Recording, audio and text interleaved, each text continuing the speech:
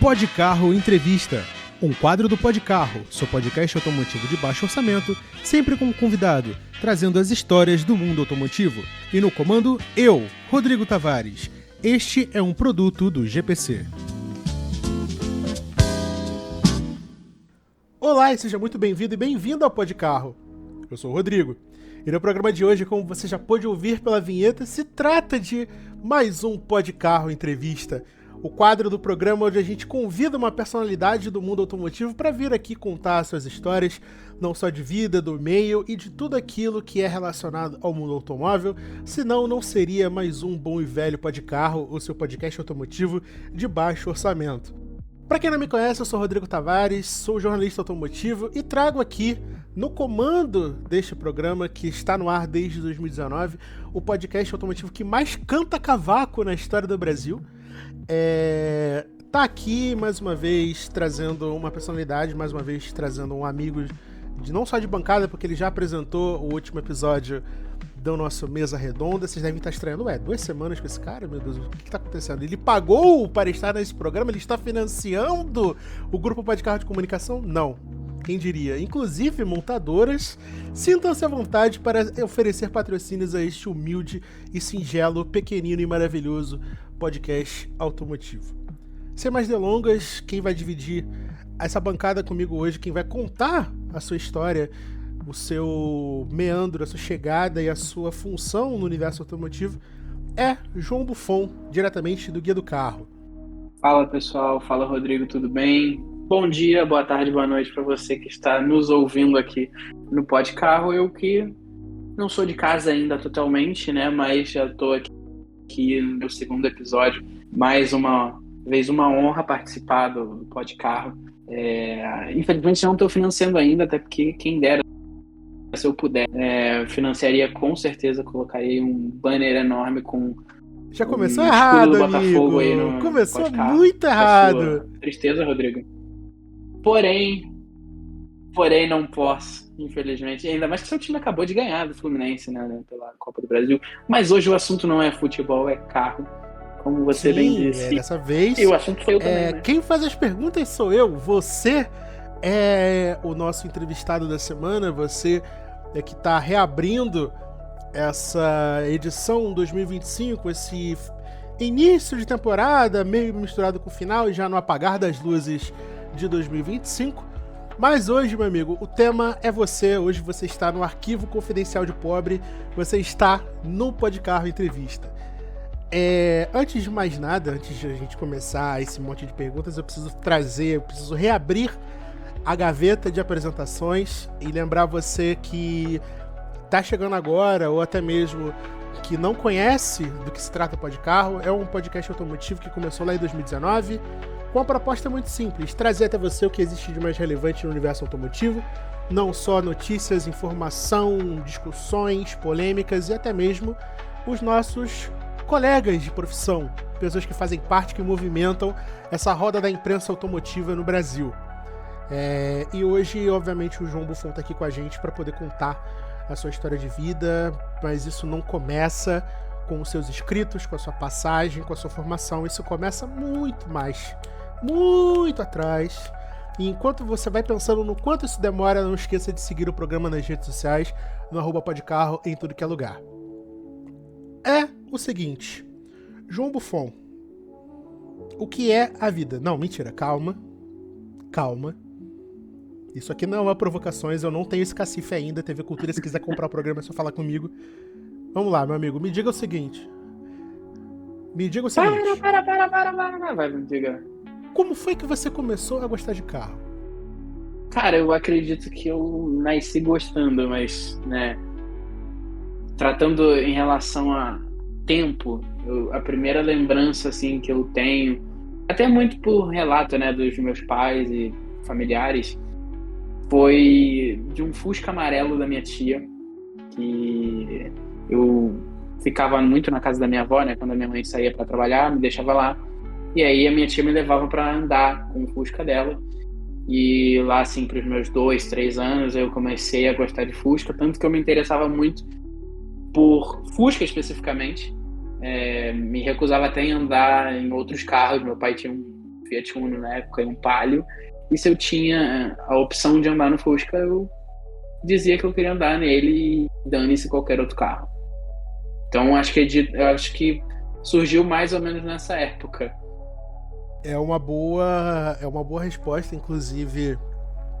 Mais ou menos eu partilho dessa história também. A minha história começou com Fusca também. Aqui em casa a gente teve um 72, azul marinho, que inclusive ia ser meu, mas ouvintes antigos do programa sabem que fim esse carro levou. E você é uma das primeiras pessoas que passam pela entrevista e não mencionam Velozes e Furiosos. Sabia? Então, eu também Então, tenho uma vivência de infância vendo o filme dos Velozes e Furiosos. E, inclusive, o primeiro que eu vi não foi o 1, foi o 2, que era o do Skyline do Brian, famoso.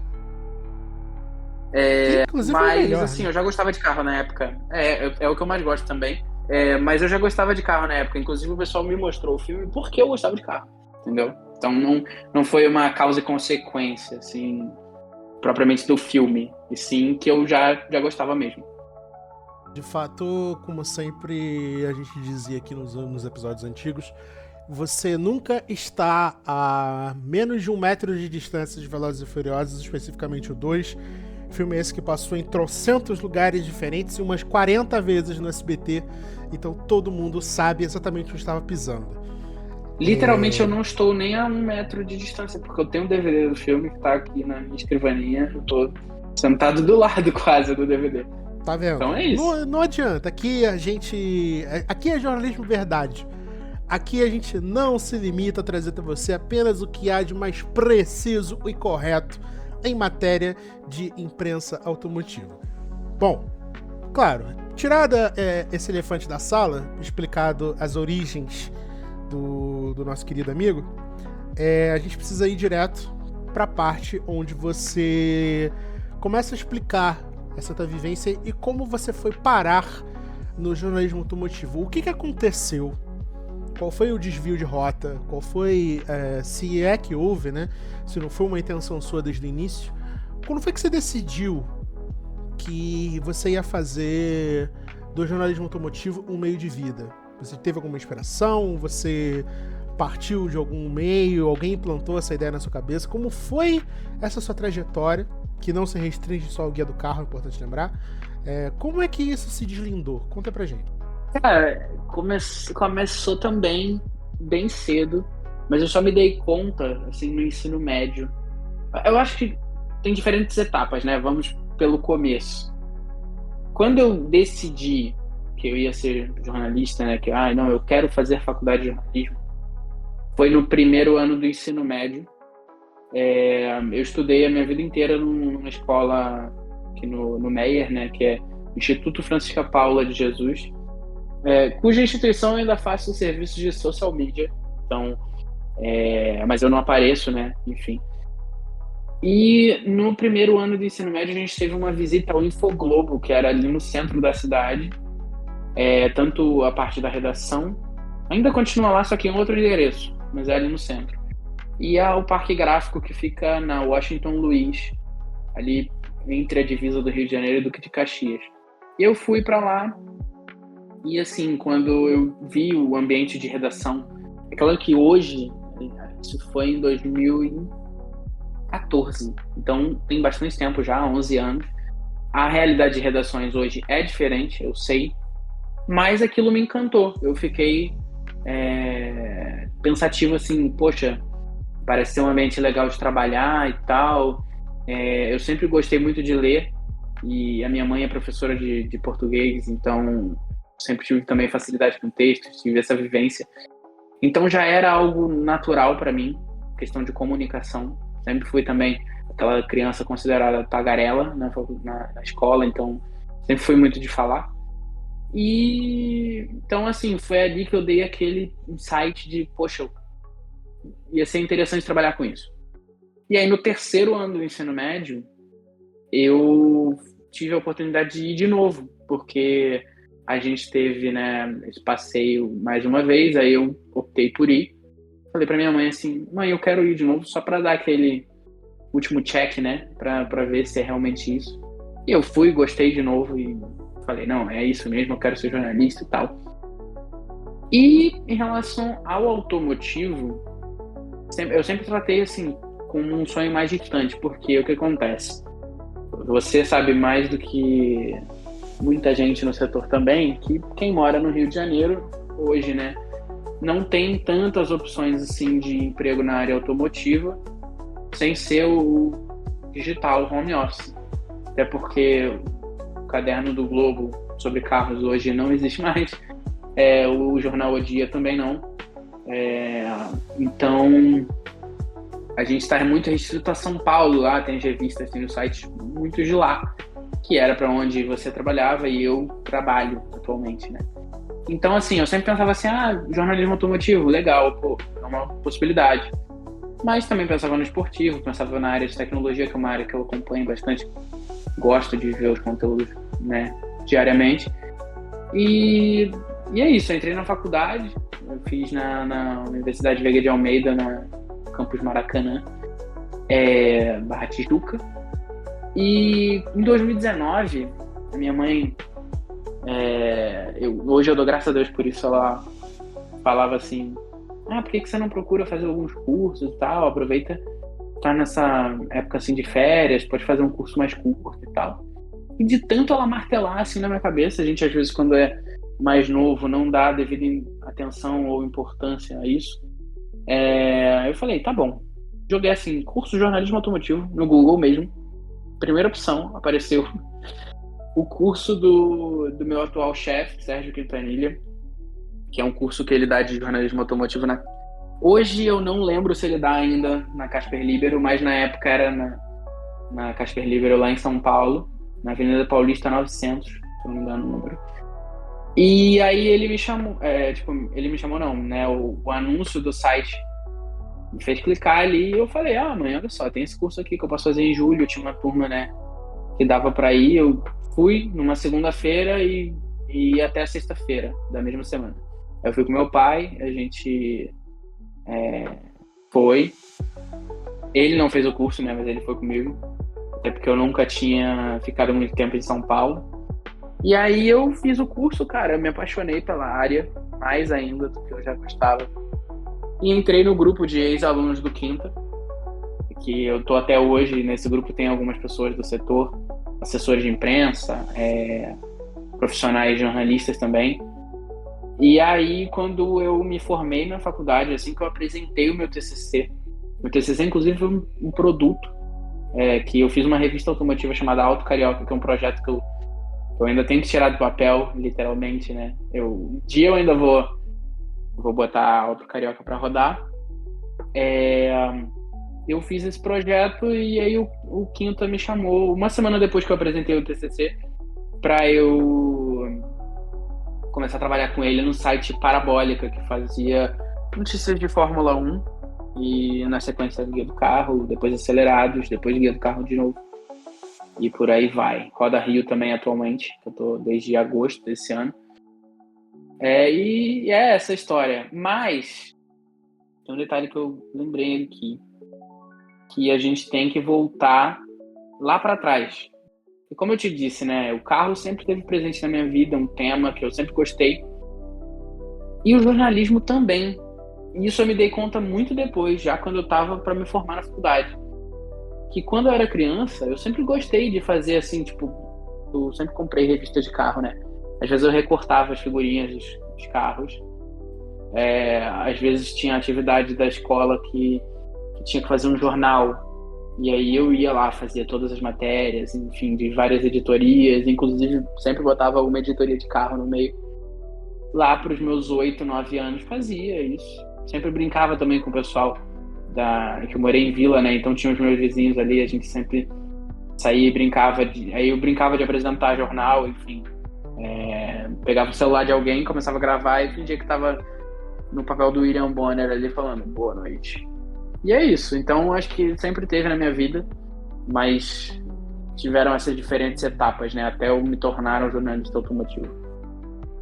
uma brilhante trajetória. E eu digo isso sem a menor intenção de puxar o saco do convidado. Afinal de contas, a gente sabe muito bem que existem muitos percalços e obstáculos relacionados ao meio. E eu sempre, inclusive, uma das propostas do programa sempre foi deixar evidente para o pessoal que quer um dia participar disso, que quer ingressar nesse meio que nos abraçou e que nós seguimos agarrados de qualquer jeito, porque, querendo ou não, é um meio viciante. Uma vez que você começa a falar sobre carro, você não desliga mais. E todos esses caminhos que levam o jornalista carioca, é importante lembrar pra galera que tá ouvindo em outros lugares, o Podcarro é um podcast gravado e editado no Rio de Janeiro. No caso aqui, eu gravo ele em Campo Grande e o nosso amigo tá gravando diretamente do Caxambi, na Zona Norte. E tudo aquilo é relacionado ao caminho, à necessidade de poder preencher a paixão do automóvel e transformá-la como meio de vida, que é o jornalismo. Mas não falamos apenas de como você chegou até lá, né? De como você percorreu esse caminho para poder trabalhar para o Sérgio Quintanilha, que inclusive já passou pelo Podcarro Entrevista. Se você olhar no backlog aqui dos nossos programas, seja no seu agregador de podcasts ou mesmo no YouTube, você vai achar o Podcarro Entrevista com o Quintanilha. Mas você também tem uma passagenzinha por outro projeto, por outro produto automotivo nacional, que é Acelerados, correto? Justamente, eu fiquei lá no Acelerados de agosto de 2022 até maio do ano passado. Então, aliás, final de abril, né? 1º de maio foi o meu retorno aqui para o Rio. Então foram quase 2 anos, mas foi uma experiência incrível, cara. Eu comento com o pessoal, eu tenho uma relação super boa com todo mundo de lá, da equipe. Eu tive a oportunidade de testar alguns carros bem legais, de dirigir alguns, mesmo que por poucos metros, mas foi muito bacana, entendeu? Uma pena que é em São Paulo, eu tive que voltar aqui para o Rio. Eu saí por opção, né? Não foi uma questão, não saí com problema com ninguém. Então, cara, foi uma experiência muito legal. O Acelerados é um mundo dentro do conteúdo assim, audiovisual, automotivo brasileiro. Os caras são referência, né?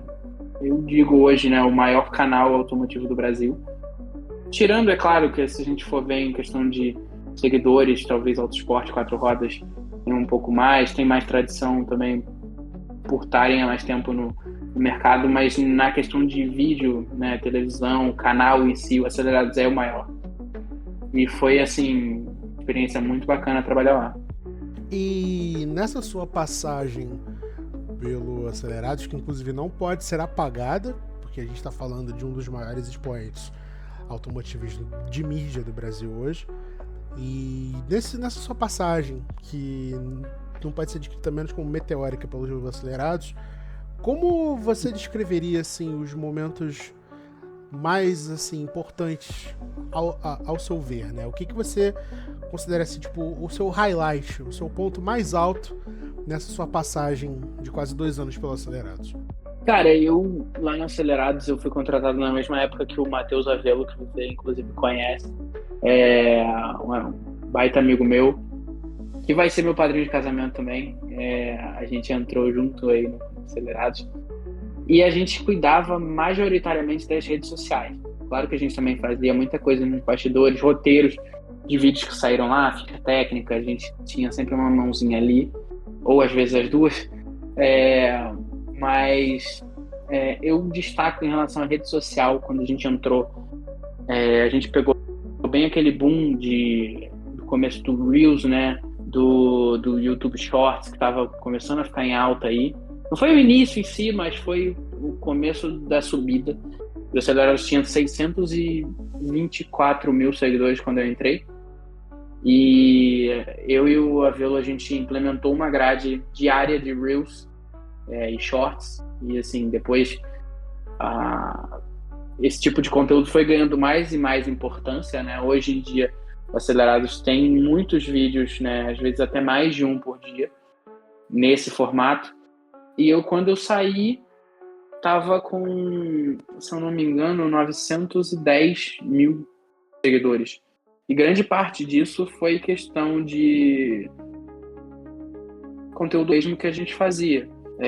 Claro que tinha um conteúdo patrocinado aqui e ali, mas era uma questão assim mais pontual. Então, muito dos nossos conteúdos diários eram ali sobre curiosidades, sobre carros que a gente testava, carros que a gente levava para volta rápida. Teve até um Reels que, se você for ver nos meus marcados no Instagram, né, @JoãoHBuffon, sou eu dentro do compartimento da Rivian R1T, a picape, né, da Rivian. E ela tem um compartimento ali entre a roda traseira e a parte da cabine. É tipo um porta-malas da picape. E eu gravei ali de dentro, esse vídeo bombou, teve mais de 8 milhões de visualizações. Mas não só de visualizações, né? Tive outros momentos também muito bacanas. Tive a oportunidade de dirigir carros muito legais, cara. Porsche 911 GT2 RS. Tem um também muito bacana, um Volkswagen Golf GTI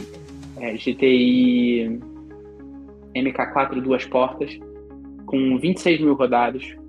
Tem também um Golf MK5 R32, um dos 5 que está aqui no Brasil, eu dirigi. Sensacional. Ferrari também já peguei, Tesla já peguei, Porsche já peguei bastante por conta do Acelerados. Mas bastante que eu digo, assim, vários modelos, não tanto de distância, mas que ali um pouquinho. Golf RMK8 também foi bem bacana. Toyota GR Supra, o atual Carbon Edition, o único aqui no Brasil. Eu dirigi também um pouquinho. Então, assim, foram fora também um contato, né, com pilotos. Conheci o Carlos Ferrari, uma gravação que a gente teve em 2022. Foi um dos pontos altos que eu tive. O próprio Rubinho também conheci, né? A gente tinha o contato ali atualmente. Foi sempre uma pessoa bem legal. Então, eu definiria isso como os pontos altos. Certamente, a gente vê que passagem de modelos pra lá de exclusivos, né? A gente não tá falando isso aí é de fato um privilégio. Eu imagino, porque é o chamado os bônus e os ônus da profissão, né? Essas oportunidades de poder guiar modelos assim exóticos, até para poder fazer produção de conteúdo e tudo que corresponde ao nosso trabalho, né? Afinal de contas, querendo ou não, a gente trabalha com isso, a gente faz, a gente avalia esses carros, mesmo que por pouco tempo, para poder trazer esses resultados, essas matérias, esses conteúdos para o público que nos acompanha. Mas você tocou num ponto muito importante, a gente tem que trazer isso aqui, obviamente. Eu não devo ter mencionado isso em outros episódios, mas a gente vai fazer aqui um bate-bola jogo rápido. Como todo bom profissional do jornalismo sabe, uma boa entrevista é feita de improvisos. Então, meu amigo, você vai participar do primeiro bate-bola jogo rápido do Podcarro Entrevista. Vamos para o nosso ping-pong. Isso aí. Vamos nessa. Você precisa ser conciso, mas obviamente pode dar uma explicação a respeito da sua resposta para as perguntas que eu vou fazer, tá? Vamos lá. Beleza. Melhor modelo avaliado enquanto você estava no Acelerados? Avaliado? Volkswagen Golf. Estamos falando de mais de um dia, tá? Entendi. Então, pera, deixa eu reformular. Avaliado comigo, Honda Civic híbrido. Eu fiquei mais de um dia com ele. Cara, é um carro que é muito bacana, muito bom de dirigir.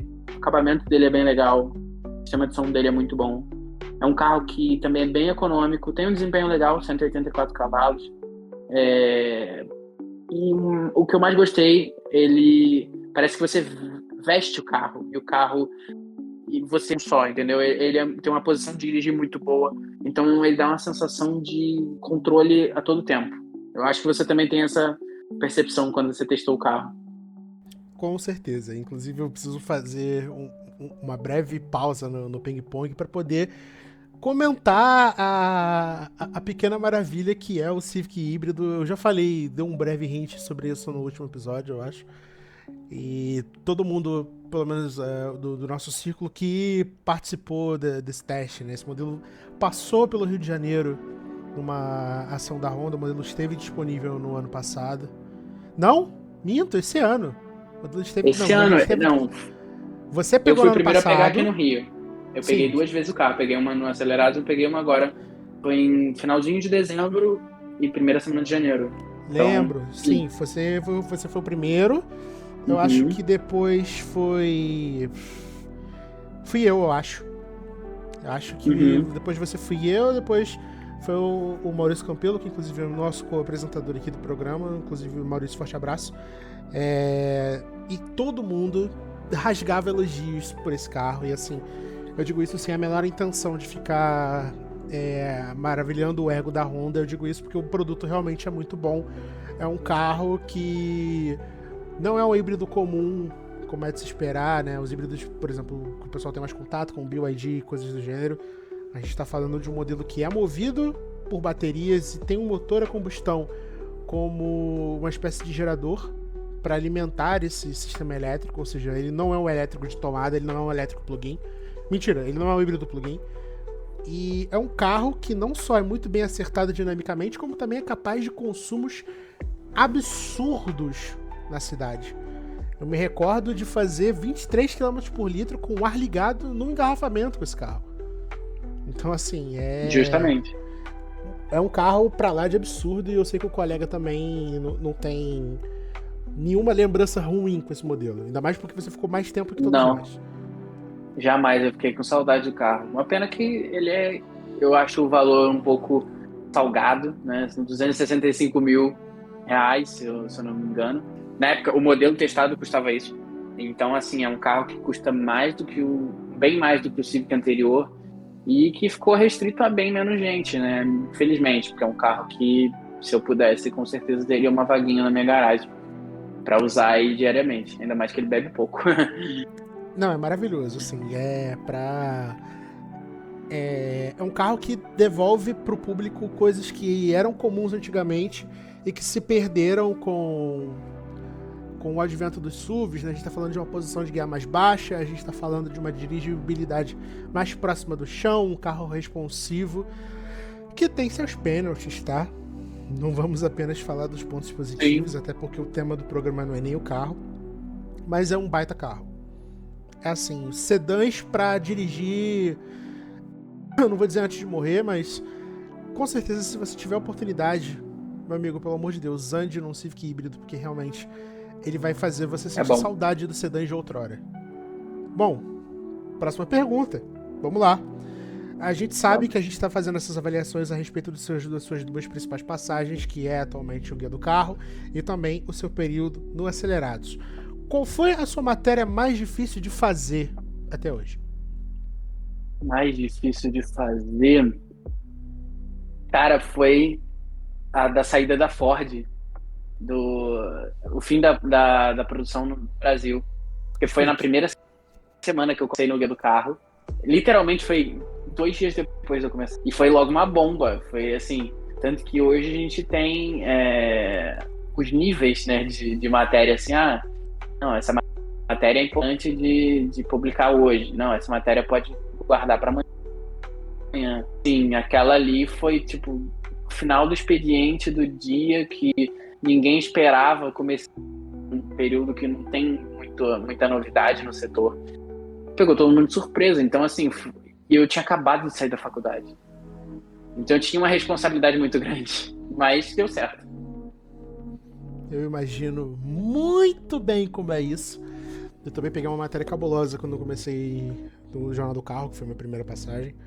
E, de fato, eu imagino o peso de toda a responsabilidade de gerir um nome, um site e representar esse site. Afinal de contas, você, enquanto repórter, você faz isso.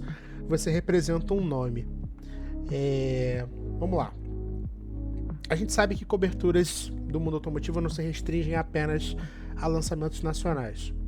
E a gente sabe que você, a gente sabe dos bastidores aqui, a gente sabe que você tem um passaporte relativamente carimbado. Melhor viagem a trabalho, nacional ou internacional, você decide. Cara, China, não tem como. Assim, eu já fui, internacionalmente já fui pro México 2 vezes. Foram ambas muito boas. As 2 vezes também sem ressalvas, foram muito legais. E aqui no Brasil, já fui para vários locais. Privilégio, então não penso diferente. Assim, eu acredito que do total de viagens que eu já fui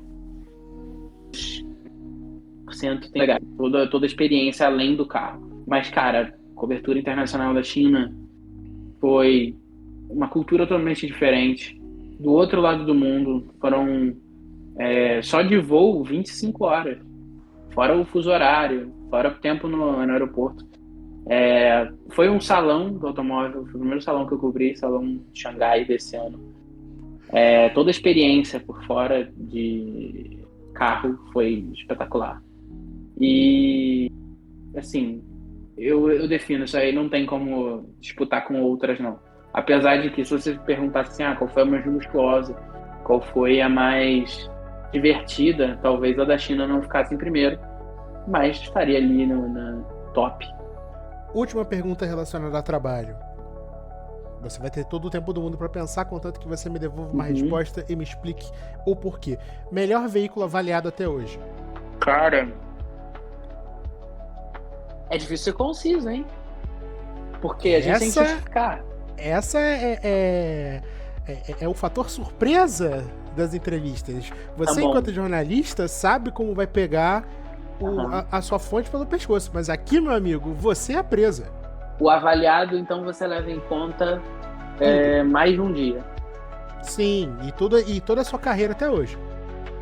Melhor carro, mais de um dia, beleza. Porque se for dirigido, inclusive teve um recentemente que foi sensacional. Pilotei o BMW M3 Interlagos, mas não cheguei a avaliar porque, né, foram... a gente está usando como critério a avaliação. Para quem não sabe, a maioria desses eventos, que tanto que o João descreveu, ou até mesmo as passagens dele pelos acelerados, a gente não está falando de puramente dirigir. A avaliação consiste em um teste, geralmente de mais de um dia, onde a gente tem a oportunidade de poder avaliar situações como dirigibilidade, frenagem, conforto, segurança, tudo relacionado a como um carro se comporta. Portanto, o critério é avaliação e produção de conteúdo. Não só pegar o carro e devolver. É pegar e avaliar. Beleza. Melhor carro, Audi Q8. Isso Explique. eu tô falando em relação ao conjunto da obra. Foi o mais caro que eu avaliei. Foi um dos que eu mais dirigi. Peguei estrada com ele, enfim. É um carro muito luxuoso. É um carro que, assim, ele é o suprassumo da Audi. Esse suprassumo eu entreguei um pouco a idade, mas enfim. Você encontra tudo de mais luxuoso da Audi nele. Você encontra tudo de tecnológico da Audi nele. Então, assim, era um carro que ele era superlativo. Até usei esse adjetivo na minha matéria, porque, assim, ele era um exagero de carro. Então, seria, no papel, o melhor. Mas aí eu te digo também uma resposta um pouquinho em cima do muro, mas é porque eu gostaria de destacar esses outros 3 carros. Por que favor. São Volkswagen ID.Buzz, que inclusive contou com a sua presença, sua ilustre presença em Campo Grande. Eu levei esse carro para Campo Grande para você conhecer também. E, cara, é um carro divertido de dirigir. É uma experiência totalmente diferente. Você se sente uma celebridade. Todo mundo quer tirar foto, pergunta. As pessoas sorriem pro carro quando eles vêm na rua. Entendeu? Pode ser de um militar até uma criança. A pessoa olha o carro e fica feliz. Entendeu? Então, destaco como um dos mais divertidos que eu já testei. Audi A3 Sedan, como o carro que eu teria, dos que eu avaliei, assim, se eu tivesse que escolher só um para ficar com ele, o Audi A3 Sedan, porque é um carro que tem um design que eu achei bem legal, excelente de dirigir, até melhor do que o Civic, apesar de ser um segmento assim parecido, né? Tirando o valor, claro. É um carro que tem desempenho bom, o design é bom, o acabamento é bom, equipamentos sensacionais, o sistema de som dele é muito bom. Fez 15 km por litro comigo, tá? Então, é um carro que também é econômico. E, pô, no dia a dia, para você usar, levar a família, andar com o pessoal, dá também. Não é o mais espaçoso dos sedãs, mas tem um espaço ok, tem um porta-malas bem bacana. Então, assim, se eu tivesse que escolher esse, seria o Audi A3. E por último, mas não menos importante, se eu pudesse escolher esse carro para me divertir, e foi um carro que eu tive que até me controlar em questão de maturidade, que eu não tinha maturidade para ter um carro desse, é o Mini Cooper John Cooper Works Cabrio, que eu andei com ele com a capota aberta em pleno Caxambi, porque eu achei que ninguém seria maluco de me roubar com um carro vermelho conversível, né? E não foi roubado, só para deixar claro. E, cara, é um carro extremamente divertido, uma formiguinha atômica, né? Porque ele é um carro que tem medidas ali próximas às do Chevrolet Onix, só que com 231 cavalos, então uma receita, né? E não é preciso ter 500 cavalos, acho que se o carro tivesse 300 cavalos, talvez até a experiência não fosse tão legal quanto. Tração dianteira, então não é um carro difícil de dirigir, com o bônus de ser conversível no Rio de Janeiro, né? O que agrega muito ao visual e à experiência de dirigir. Então, seriam esses, né? Beleza, João. Tudo muito bonito, tudo muito democrático, polido, maravilhoso. Mas o público quer saber qual foi o pior carro que você já avaliou. Cara, pior carro. Não tenha medo. Aqui o público está vendo quem você é de verdade. Olha, não foi nem... Não vou dizer assim, o produto em si não é ruim. Mas eu considero o Fiat Mobi. Porque foi um carro que, dos que eu avaliei, foi o mais simples deles. Não foi na época do Guia do Carro, foi no Acelerados. Eu tive um contato aí com esse carro um pouco maior. Foi, inclusive, numa semana péssima. Eu tinha sido assaltado nessa semana. Então, talvez tenha contribuído um pouco para minha experiência ter sido ruim. Mas é claro, né? Como um carro urbano, como um carro de entrada, ele tem suas qualidades também. Não desabono o Fiat Mobi. E, infelizmente, né, na minha lista, ele fica lá na lanterninha. Perfeito. Eu acho que não tem muito o que acrescentar. Eu acho que, querendo ou não, o Mobi, ele acaba pecando um pouco mais pelos seus defeitos, acaba se destacando mais pelos seus defeitos que pelas qualidades. E eu acho que é uma boa resposta para esse que foi o inaugural bate-bola jogo rápido, ping-pong, ou como quiser chamar, a nossa trivia, a nossa exposição do nosso entrevistado para o público, para a gente saber pequenos e grandes detalhes sobre a sua pessoa. Bom, antes da gente partir para as considerações finais, eu gostaria que você dividisse com a gente quais são os seus planos para o futuro, onde a galera pode te encontrar e o que você diria para o pessoal que quer ingressar no universo do jornalismo automotivo. Bom, eu acredito que, começando por essa parte para quem quer ingressar no setor, eu recomendo muito a leitura, não só de impresso, né, que a gente sabe que infelizmente hoje está cada vez menor, mas também dos sites de notícias automotivas. Tem várias pessoas aí bacanas trabalhando no setor, produzindo conteúdo legal, informativo também, não só a questão de influência. Tem também muito jornalista bom por aí, também alguns em canais no YouTube, na televisão. Então eu recomendo consumir muito conteúdo, acompanhar muito o setor e meter a cara, começar a produzir de forma independente, ou de repente se inscrever para alguma vaga, mandar alguma colaboração para algum site. Tem muita gente por aí que precisa de ajuda, precisa de pessoal para produzir conteúdo, e falta gente capacitada assim para alguns setores do jornalismo, e não é diferente do automotivo, apesar de ter muita gente, também tem um volume bom de notícias, então sempre tem alguma vaguinha por aí. Recomendo também, é claro, né, especializar em questão de comunicação, habilidades de escrita, de fala, né? É sempre bom revisitar esses conteúdos. Então, essa seria a minha dica. Também explorar muito a área digital hoje em dia. Redes sociais estão bombando aí, Instagram, TikTok, pessoal que produz conteúdo. De repente, se você quiser produzir de forma independente, você visitar concessionárias, de repente procurar uma parceria com concessionárias para fazer alguns conteúdos, é uma forma de você entrar no setor, ser visto também, é muito importante. E vocês podem me encontrar nas redes sociais, no Instagram e TikTok, @JoãoHBuffon, BUFFON, no portal Guia do Carro, no site Terra, e também na revista Roda Rio. Em relação aos meus planos futuros, né, me caso ano que vem, Manuela, inclusive, vai ouvir esse episódio, inclusive, amor, te amo muito. Enfim, pretendo continuar também no setor, produzindo conteúdos, viajando bastante, conhecendo cada vez mais carros aí, que ano que vem vai ser movimentado, a gente já sabe. Com certeza, o ano que vem promete muita novidade para o universo automotivo, muita coisa chegando, muita coisa indo embora, muita movimentação, muita mudança, porque 2026 inaugura uma nova era no universo automotivo e, se Deus quiser, também uma nova era para este programa, que depois da sua pequena brecha ali em janeiro, quando o mercado tá dando aquela respirada, e a gente vai dar uma paradinha também para poder respirar, obviamente.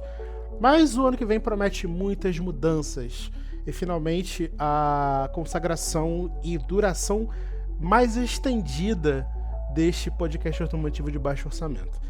De qualquer forma, eu quero agradecer imensamente ao João Buffon por ter participado dessa edição especialíssima do Podcarro Entrevista. Acredito eu que o último Podcarro Entrevista de 2025.